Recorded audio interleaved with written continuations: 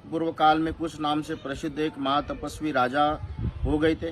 वो साक्षात ब्रह्मा जी के पुत्र थे। उनका प्रत्येक व्रत एवं संकल्प बिना किसी क्लेश या कठिनाई का ही पूर्ण होता। धर्म के ज्ञाता सत्पुरुषों का आदर करने वाले महान थे। उत्तम कुल में उत्पन्न विदर्भ देश की राजकुमारी उनकी पत्नी थी।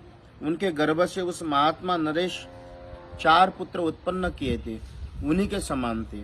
उनके नाम इस प्रकार कुशाम्ब, कुशनाभ, असुर तरजस तथा वसु, ये सब के सब तेजस्वी तथा महान उत्साही थे। राजा कुश के प्रजा रक्षण स्वरूप क्षत्रिय धर्म के पालन की इच्छा से अपने उस धर्मिष्ठ तथा सत्यवादी पुत्रों से कहा, पुत्रों, प्रजा का पालन करो, इसमें तुम्हें धर्म का पूरा पूरा फल प्राप्त होता है।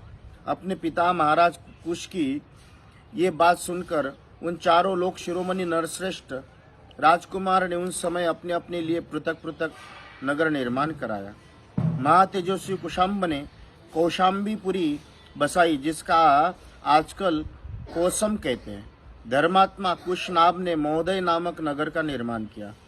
परम बुद्धिमान असुरतरज ने धर्मारण्य नामक एक श्रेष्ठ नगर बसाया तथा वसु ने गिरिव्रज नगर की स्थापना की।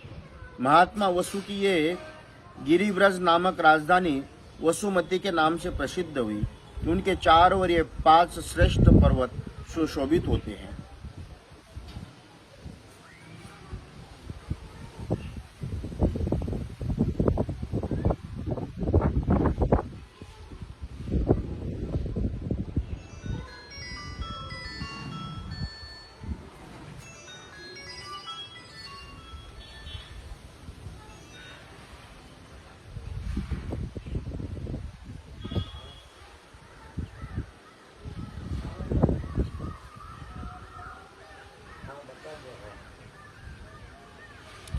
ये रमणीय सोन नदी दक्षिण पश्चिम की ओर से बहती हुई मगध देश में आई, इसलिए यहाँ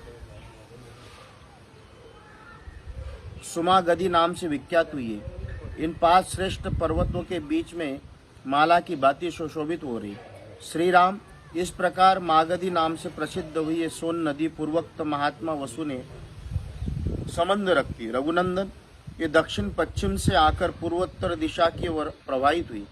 इसके दोनों तटों पर सुंदर क्षेत्र, उपजाऊ खेत, ये सदा सस्य मालाओं से अलंकृत हरी भरी खेती से सुशोभित रहती है। रघुकुल की आनंदित करने वाले श्री राम का धर्मात्मा राजर्षि कुशनाभ ने घृताची अप्सरा के गर्भ से परम उत्तम 100 कन्याओं को जन्म दिया।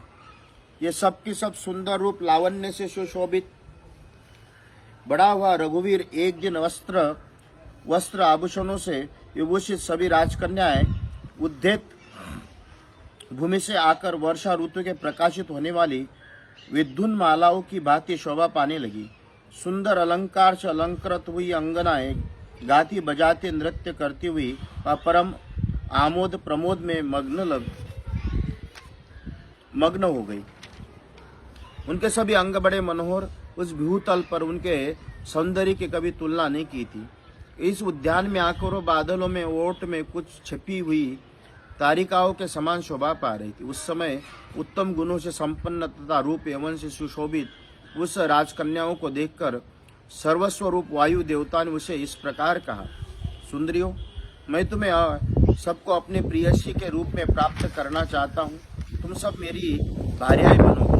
अब मनुष्य भाव का त्याग करो और मुझे अंगीकार करके देवांगनाओं की भांति दीर्घ आयु प्राप्त कर लो। विशेषता मानव शरीर में जवानी कभी स्थिर नहीं रहती, प्रतिक्षण क्षीण होती रहती है। मेरे साथ संबंध हो जाने पर तुम लोग अक्षय यौवन प्राप्त करके अमर हो जाओगे। अनायास ही महान कर्म करने वाली वायु देवताओं का ये कथन सुनकर 100 कन्याएं अवहेलना पूर्वक हंसकर बोली, सूर्यश्रेष्ठ, आप प्राणवायु के रूप में समस्त प्राणियों के भीतर विचरते हैं, सबके मन की बात जानते हो। आपको यह मालूम होगा कि हमारे मन में आपके प्रति कोई आकर्षण नहीं है। हम सब बहिनें आपके अनुपम प्रभाव को भी जानती है, तो हमारा आपके प्रति अनुराग नहीं है। ऐसी दशा में अनुचित प्रस्ताव करके आप हमारा अपमान किस लिए कर रहे? देव शिरोमणि, हम सब की सब राजर्षि कुशनाभ की कन्याएं हैं। देवता होने पर भी आपको शाप देकर वायु पद से भ्रष्ट कर सकती है, किंतु ऐसा करना नहीं चाहती, क्योंकि हम अपने तप को सुरक्षित रखती है। दुर्मते, ये समय कभी न आवे जबकि हम अपने सत्यवादी पिता की अवहेलना करके कामवश या अत्यंत अधर्म के पूर्वक स्वयं ही वर ढूंढ के व्यभिचार करें। हम लोगों पर हमारे पिताजी का प्रभुत्व है, यह हमारे लिए सर्वश्रेष्ठ देवता है। पिताजी हमें जिनकी हाथ में दे वही हमारा पति होगा। उनकी ये बात सुनकर वायुदेव अत्यंत कुपित हो उठे। उन ऐश्वर्यशाली प्रभु ने उनके भीतर प्रविष्ट हो सब अंगों को मोड़कर टेढ़ा कर दिया।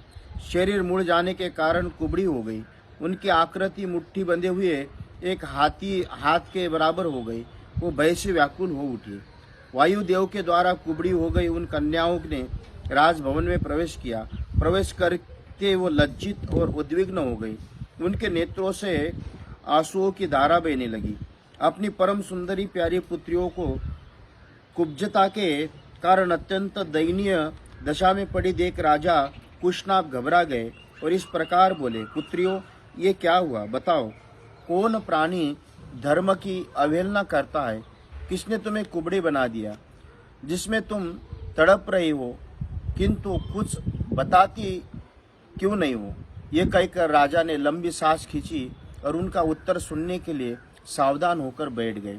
इत्यर्थ श्रीमद् रामायणे वाल्मीकि आदि काव्ये बालकांडे द्वात्रिशं सर्गम समर्प संपूर्णम। सियावर राम